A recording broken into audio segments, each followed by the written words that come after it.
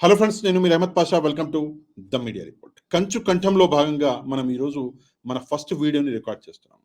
ఈ వీడియో మీకు నచ్చితే, మేము చేసే ప్రయత్నం మీకు నచ్చితే తప్పకుండా ఈ వీడియోని లైక్ చేసి మీ వాట్సాప్ గ్రూపులలో ఈ వీడియోని షేర్ చేయండి.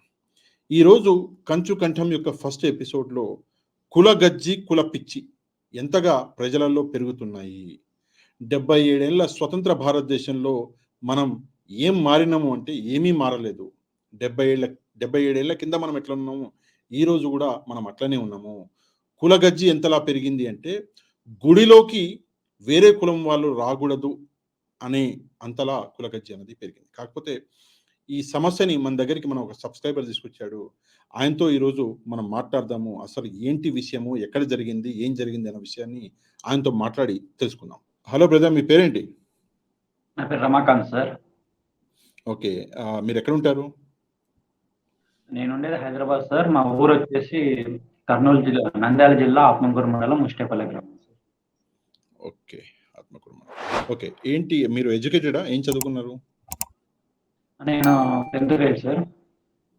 ఓకే ఓకే, ఏంటి సమస్య ఏంటి? సమస్య అంటే నేను హిందూనే సార్. అయితే మా ఊర్లో నాతో పాటు చదువుకున్న ఫ్రెండ్స్ మాల వాళ్ళు ఉన్నారు, ఎస్సీ ఎస్టీ వాళ్ళు. ఓకే వాళ్ళు నాతో పాటు మా ఊర్లో ఉండే టెంపుల్ లోపలికి రావాలన్నా, టెంపుల్ దగ్గర ఉన్న అరుగుల అక్కడ కూర్చోవాలన్నా భయపడుతున్నారు. మీ వాళ్ళు చంపుతాము, ఇంతకుముందు ఒకసారి తలలు పొలగొట్టారు ఒక 10 years బ్యాక్.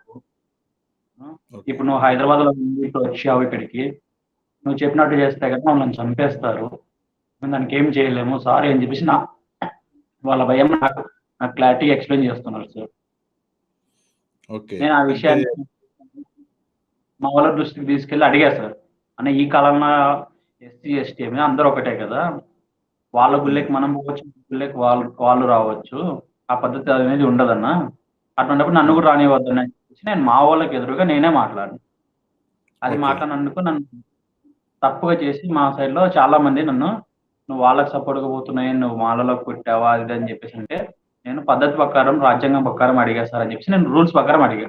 ఇదే విషయము దగ్గరలో ఉండే పోలీస్ వారికి కూడా ఇన్ఫార్మ్ చేస్తే, బాబు ఇది సిటీలో అయితే చెల్తుంది కానీ విలేజ్లల్లో ఇట్లా మాది వాళ్ళు ఎవరే రానివ్వరు, అది వాళ్ళ పద్ధతులు అని చెప్పేసి నాకే క్లాస్ పీకి, నువ్వు ఎక్కడున్నా హైదరాబాద్లో ఉంటున్నావు కదా అక్కడికి అంటే, సరే సార్ నేను ఊరికి రావద్దా సార్, మా ఊరికి నాతో పాటు ఊర్లో చుట్టుపక్కల విలేజ్ మా ఫ్రెండ్స్ ఉన్నారు సార్, వాళ్ళు ఎస్సీ వాళ్ళు ఎప్పుడైనా మా ఊరికి రావాలన్నా కూడా ఇదే టాపిక్ చెప్తున్నారు. నేను ఎక్కడ తలదించుకోవాల్సిందో నాకు అర్థం కావట్లేదు. ఈ విషయం పోలీస్ స్టేషన్ కాడికి తీసుకెళ్ళా, ఎస్పీ కాడికి తీసుకెళ్ళా, స్పందనలో కూడా పెట్టారు సార్. స్పందనలో పెడితే అధికారులకు పంపించారు, ఎంక్వైరీ చేసుకున్నాం అంటే అది సార్ ఆ అబ్బాయి కావాలని పెట్టారు సార్ అంటారు. ఇప్పటికి కూడా లేదు సార్ అది. ఓకే, కాకపోతే ఒక చిన్న ప్రశ్నలు 2-3 ఉన్నాయి. ఫస్ట్, ఇప్పుడు మీరు అంటే మీకు ఎగనెస్ట్గా ఎవరైతే ఉన్నారో వాళ్ళు ఎవరు? అంటే ఏ గుడి? మీ గుడి వాళ్ళ గుడి అంటున్నారు. దేవుడు వాళ్ళకి మీకు ఏంటి? అందరి దేవుడు ఒకటే కదా. ఊర్లో కాపు వాళ్ళు అనేది సపరేట్ ఉంటది కదా సార్. మాది కాపు, పెరిక అనేది అంటారు, మాది కాపులు వచ్చేసి మీ వాళ్ళు సార్. మా వాళ్ళు అంటే గుడి ధర్మకర్త వాళ్ళు ఉంటారు కదా సార్, ధర్మకర్త మా వాళ్ళు కొంతమంది టీడీ పార్టీ వాళ్ళు ఉన్నారు. వాళ్ళు ఈ పార్టీలు కూడా సంబంధం లేదు. యాక్చువల్ అయితే నేను వాళ్ళ ఏ పార్టీ కూడా నేను అడగను, పద్ధతి అందరికి ఒకటే. మాలలో అయితే వాళ్ళతో పనులు చేయించుకుంటున్నారు సార్. అదే మాలలోనూ ఇంట్లోకి ఏమైనా అవసరం ఉంటే పనులు చేయించుకుంటున్నారు. వాళ్ళు వచ్చేసి మన పక్కన కానీ పైన కానీ కింద కానీ కూర్చుంటాం అంటే మీకు ఎందుకు అంత చిన్నతనం, వాళ్ళు పైన కూర్చుంటే మాకు చిన్నతనం అవుతుంది అంటారు. ఓకే, అంటే మీరు వాళ్ళ కోసం ఫైట్ చేస్తారు? వాళ్ళ కోసం సార్. ఇంకోటి ఏంటంటే మా ముత్తాతలు గత ఇంతకు ఒక 40 years 50 years బ్యాకే ఇట్లా కాపుపేటలకి మ్యారేజ్ చేసుకుంటే కూర్చొని కొంచెం ప్లేస్ ఇచ్చారు సార్. అది మా ప్లేస్ కిందకి వస్తుంది, మా అన్న తమ్ముళ్ళ ప్లేస్ కిందకి వస్తుంది. ఆ ప్లేస్లో ఏంటంటే వాళ్ళు కూర్చొని ఏమన్నా ఉన్నా కూడా ఇండ్లకి రానివారు కదా అని అప్పుడు పూర్వకాలంలో వాళ్ళకి ప్లేస్ ఇచ్చారు సార్. ఆ ప్లేస్ కూడా ఏం చేశారంటే మా వాళ్ళు కబ్జా చేసుకున్నారు సార్. కబ్జా చేసుకుని ఊర్లో అందరికీ తెలుసు సార్, టోటల్ ప్రతి ఒక్క చిన్న పిల్లలతో సహా తెలుసు ఆ ప్లేస్ మా వాళ్ళకి ఇచ్చారని. సరే సార్, ఇప్పుడు మనం గుళ్ళే రానివ్వము, వాళ్ళ అరుగుల మీద కూర్చొనివ్వము. వాళ్ళకి మేము ఇచ్చిన ప్లేస్ కొంచెం చిన్న ప్లేస్ ఉంది కదా, ఆ చిన్న ప్లేస్ లో ఒక చిన్న అరుగు లాంటి చిన్నది కట్టేస్తూ వాళ్ళు ఎప్పుడైనా వచ్చినా వాళ్ళు కూర్చుంటారు. ఇప్పుడు నాతో పాటు ఉన్న ఫ్రెండ్స్ ఉన్నారు పక్కన విలేజ్ లో, వాళ్ళు వచ్చినా నేను కూర్చొని మాట్లాడంటే అలా మాట్లాడవచ్చు కదా. ప్రతి ఒక్కరిని ఇంట్లోకి తీసుకెళ్ళి ఇంట్లో ఏం మాట్లాడలేం కదా. మా అమ్మ వాళ్ళే యాక్సెప్ట్ చేస్తారు సార్. మామూలుగా ఏందంటే, అది ఊర్లో అందర్రా నువ్వు ఒక్కడిని అడిగితే నిన్ను బతకనివ్వరు, నిన్ను చంపేస్తారు అని చెప్పేసి మా అమ్మ, మా నాన్న అంటారు. ఎవరు బతకనివ్వరు? అంటే మీ మా కాస్ట్ ఊర్లో వాళ్ళా? మా క్యాస్ట్ వాళ్ళే సార్. మీ కాస్ట్ వాళ్ళు వాళ్ళు మిమ్మల్ని నన్నే బతకనివ్వరండి. వాళ్ళకి సపోర్ట్ చేస్తారు. సరే దీని మీద మరి పోలీస్ స్టేషన్‌కెళ్లారా? ఏమైనా కేస్ ఏమైనా పెట్టారా? కేస్ పెట్టాను సార్. నా దగ్గర కేస్ పెడితే దానికి స్పందనలో మాన్యువల్‌గా ఎళ్తే కేస్ తీసుకోలేదు సార్. అయితే స్పందనలకు ఇన్ఫార్మ్ చేస్తే స్పందనలో కరెక్ట్ క్లారిటీ మెన్షన్ చేసి ఇచ్చారు సార్. మేము వెళ్ళామని ఓకే. అన్నారు. వెళ్ళినారు కూడా ఏందంటే వాళ్ళు పెద్ద మనుషులు ఉంది. "అది బాబు ఇది ఊరి కట్టుబాటు అది. హ్మ్. ఇప్పుడు అది సిటీలో చెల్తది గానీ ఇక్కడ చెల్లదు. ఇప్పుడు ఏదో ఒకటి రాసి పడుతుంది" అని చెప్పేసి నాతో సంతకం పెట్టించుకున్న, మా ఫాదర్‌తో సంతకం పెట్టించుకొని ఆ స్పందనలో పెట్టేది క్లోజ్ చేపిచ్చారు. మీరు నాకు వీడియో నేను పంపించారు. పోలీసోళ్ళు ఏదో మిస్‌హ్యాండిల్ చేస్తున్నారు సంథింగ్ అని చెప్పేసి. ఏంటది? అది ఎలక్షన్ కోడ్ పడినప్పుడు నేను ఊరికెళ్ళా సార్. హ్మ్. ఊరికెళ్తే నేను వాటర్ తీసుకొనడానికి ఎళ్తున్నా సార్. ఆ! చెప్పండి పర్లేదు. హలో! వాటర్ తీసుకొనడానికి ఎళ్తున్నా సార్. కొంతమంది టీడీపీ కార్యకర్తలుండి, "నువ్వు మాలోనికి సపోర్ట్ చేసినావు, మా గవర్నమెంట్ రాని కింద మీనేసి తొక్కుతాము, చంపుతాము హ్మ్. కొడకా" అని కొంచెం వర్స్ లాంగ్వేజ్ కూడా లంజ కొడకా అని చెప్పేసి బూత్ ఊడ్ చేశాడు. నేను ఓకే. ఇమ్మీడియేట్‌లీ బండాపేసి, "ఎందుకన్నా మీరు ఆగరు? ఇప్పుడు నేను హారన్ కొట్టినా మీరు జరగాలి. హ్మ్. లేదంటే పక్క నుంచి వచ్చి చెప్పాలి. ఈ వర్డ్ హ్మ్. ఎందుకన్నావు" అని చెప్పేసి. నేను మాట్లాడను. ఆయన మాట్లాడినా, నేను ఆర్గ్యుమెంట్ చేసుకున్నాం. ఆ! ఆడ ఎవరిమి కొట్టుకోలేదు, చేసుకోలేదు. అయితే పోలీస్ వాళ్ళకి ఫోన్ చేసి, "నువ్వు ఆగు. నిన్ను పోలీస్ స్టేషన్‌లో ఏసి ఉత్తవల కొట్టిస్తా" అని చెప్పేసి కొంచెం వరస్ట్ లాంగ్వేజ్ యూజ్ చేశాడు సార్ అది. సరే అని హ్మ్. చెప్పేసి నేను ఇవన్నీ ఎందుకు ఇంట్లో వాళ్ళకి ఏమి ఇన్ఫార్మ్ చేయలేదు. ఆ ఊర్లో అందరూ అదే. ఊరి నడిబొడ్డులో జరిగినదది. హనుమాన్ టెంపుల్ ఉంటది. హనుమాన్ టెంపుల్ ముందే జరిగింది. ఆయన ఓకే. కొంచెం ఊర్లో పెద్ద మనిషి. ఇంక్లూడ్ మా ఫాదర్ అంత ఏజ్ ఉంటది సార్. ఒకవేళ ఆయనని హ్మ్. కొట్టాలంటే నాకు ఒక్క నిమిషం పని. నాకు అవసరం లేదు. ఆయన ఆ మాట అన్నాడు. ఆ మాట అంటే నేను పడకూడదని చెప్పేసి ఆర్గ్యుమెంట్‌కి దిగిన. ఇంటికెళ్ళాము హ్మ్. సార్. ఆల్‌మోస్ట్ 7 అయింది. ఇది ఈవినింగ్ 6:00 జరుగుతుంది. 7:00 ఏం చేసిండ్రు ఇద్దరు కానిస్టేబుల్స్ వచ్చారు. "ఇట్లా హ్మ్. నువ్వు వెంకటరాముడు అతన్ని కొట్టావంట. చెప్పు తీసుకొని హ్మ్. కొట్టావంట" చెప్పండి. అని ఏ చెప్పేసి కంప్లెయింట్ వచ్చింది? కంప్లెయింట్ సార్ వచ్చింది అని అన్నారు. సరే సార్ మీకేమైనా ఓకే. పేపర్ మీద రాసిచ్చారా? ఎవరు? అతను నాతోనే ఓపెన్‌గా అన్నాడు. పేపర్ ఉంది చూడండి. పోలీసోళ్ళతోనే నేను కొట్టిస్తా అని చెప్పేసి. సర్లే ఆగండి. సరే సార్ నేనొస్తా. కంప్లెయింట్ కాపీ ఏమన్నా ఉంటే ఇవ్వండి. లేదంటే అరెస్ట్ వారెంట్ ఉంటే తీసుకొని రండి. కొట్టలేదు. మీరు ఇంట్లోకొచ్చి ఊర్లో అందరూ పబ్లిక్ అందరూ వచ్చిండ్రు. వాళ్ళు అతను టీడీపీ వాళ్ళ తరపు నుంచి 20 మంది పోయారు సార్ పోలీస్ స్టేషన్ కాడికి. కొట్టలేదు. నన్ను కొట్టేయాలని. ఓకే. నేను ఒకటే మాట. సార్ కొట్టలేదు. నేనొస్తా. కొట్టలేదు. కంప్లెయింట్ కాపీ లేదు. కొట్టలేదు. అరెస్ట్ వారెంట్ లేదు. సరే సార్ నేను వీడియో తీసుకుంటా. మీరు కూడా వీడియో సార్ తీసుకోండి. మీ పేరు? హ్మ్. హ్మ్. సార్ నాకు ఒకవేళ అక్కడ పోలీస్ స్టేషన్‌లో నా తప్పు ఇప్పుడే చెప్తా లేకుండా ఉన్నా. సార్ నాకొక దెబ్బ పడినా సరే నాకేమైనా బాధ్యత మీదే అని చెప్పేసి మీరిద్దరొచ్చారు కాబట్టి అని చెప్పేసి నేను వీడియో తీసుకుంటా. నువ్వేంది హ్మ్. రూల్స్ మాట్లాడుతున్నావు అని అంటాడు. మా నాన్న కొంచెం భయం ఎక్కువ సార్ మా నాన్నకు. అయితే మా నాన్న టెన్షన్ పడిపోతాను. నాన్న నువ్వు టెన్షన్ పడొద్దు. ఇది ఊరు. నేనేమి ఆ ఊర్లో అందరూ చూషిండ్రు నేను కొట్టినో లేదో అందరికి తెలుసాడ. ఆ! హ్మ్. నువ్వు టెన్షన్ పడొద్దు నేను చెప్తున్నా. వాళ్ళ అరెస్ట్ వారెంట్ అయితే తీసుకొని రామని నేను పోతా. లేదంటే కంప్లెయింట్ కాపీ రాసిచ్చినదని చెప్పమను. లేదు మా హ్మ్. ఇద్దరిది ఎవరైతే కానిస్టేబుల్స్ వచ్చారో నా మీద దెబ్బ పడితే మా ఇద్దరిది బాధ్యత అని చెప్పేసానమని నేను వెళ్తా అని చెప్పేసాను. నేను కూడా వీడియో రికార్డ్ చేసుకుంటే ఫోన్ లాక్కొని వెళ్ళిపోయారు. ఎళ్ళిపోయారు. ఆ! నా నా ఫోను రాత్రి. లాక్కొని వెళ్ళిపోతే నేనన్నా. మా నాన్న టెన్షన్ పడిపోతాను. టెన్షన్ ఏం పడాల్సిన అవసరం లేదు. రేపు సీదా ఎస్పీ ఆఫీస్ కాడికెళ్ళేసి కంప్లెయింట్ ఇద్దాము. నా పర్సనల్ ఫోన్ తీసుకొని పోవాల్సిన అవసరం లేదు. నాకు ఆ రోజు నైట్ మామూలుగా ఆఫీస్ కాల్స్ కూడా ఉన్నాయి సార్ వచ్చేవి. ఓకే. తప్పించుకొని నేనేమనలేదు. పొద్దున ఫోన్ చేశా. 10:00 ఫోన్ చేశా. 9:30కి ఆ మధ్యలో. సార్ ఇట్లా మీ కానిస్టేబుల్ వచ్చేసి నా తప్పు లేకుండా తీసుకెళ్లారు ఫోను. దాంట్లో ఎవరికి చేశారు? పర్సనల్ ఇన్ఫర్మేషన్ ఏం సార్? ఎవరికి చేశారు ఇన్ ఫోను? ఇన్ఫార్మ్ ఆ! మళ్ళా రిటర్న్ ఏం చేసిందంటే ఎవరైతే కానిస్టేబుల్ లేదు. ఉన్నాడో మీరు మాకు ఫోను ఎవరికి చేశారు? ఏం సార్? మీరు ఫోను ఎవరికి చేశారు? ఎస్ఐకి ఫోన్ చేశాను సార్. ఓకే. ఆ! ఎస్ఐకి ఫోన్ చెప్పండి. చేశాము. అంటే సార్ నేను వస్తాను సార్. నా ఫోన్ తీసుకెళ్ళాలి సార్. నేను సీదా ఎస్పీ ఆఫీస్ కాడికి పోతా సార్. మీ దగ్గరికి కూడా రాను. ఎస్పీ ఆఫీస్ హ్మ్. కాడికెళ్ళి జరిగిన విషయం చెప్తా సార్ అని చెప్పేసి అన్నా. అంటే హ్మ్. ఏమనుకున్నాడో సరే పిలువు అని చెప్పేసని ఫోన్ కట్ చేసిండు సార్. ఫోన్ కట్ చేసినాక ఒక 25 మినిట్స్‌కు కానిస్టేబుల్ వచ్చాడు. వచ్చేసి మా నాన్న రెడ్డి అంటారులెండి సార్. రెడ్డి హ్మ్. ఫోన్ తీసుకోండి అని చెప్పేసి ఇచ్చారు. నేనున్నా అప్పుడే. నాన్న ఫోన్ తీసుకోవద్దు. వాళ్ళు ఊర్లో అంతమంది చూస్తున్నప్పుడు నా తప్పు ఉన్నట్టు నా ఫోన్ లాక్కొని వెళ్లారు. నేను సీదా హ్మ్. ఎస్పీ ఆఫీస్ కాడికెళ్తా. నాకు ఒకరోజు వర్క్ డ్యూటీ లాస్ అయినా పర్లేదు. నేను ఎస్పీ దగ్గరికెళ్ళే కలుస్తా అంటే, లేదులే రెడ్డి నాకు తెలీదు. ఇప్పుడే వచ్చా నేను డ్యూటీకి. తీసుకోండి రెడ్డి అని చెప్పేసి ఫోన్ ఇచ్చేసి వెళ్ళిపోయాడు. ఫోన్ ఓపెన్ చేసి చూస్తే కొన్ని వీడియోలు అయిపోయినాయి. 2 వీడియోలు ఉన్నాయి. ఆ 2 వీడియోలు మీకు పంపించాను. సరే అని చెప్పేసి వాళ్ళు వచ్చిన ఆయన కానిస్టేబుల్ వచ్చారు కాబట్టి సరే నేను కూడా లేవనొచ్చి నేను మా మదరు పోలీస్ స్టేషన్ కాడికి వెళ్ళాం. మేము వెళ్ళే తలకని కార్యకర్తలు వాళ్ళు ఒక 20 మెంబర్స్ ఉన్నారు సార్ పోలీస్ స్టేషన్ ముందు. ఆ సీసీ కెమెరా చూసినా తెలుస్తుంది.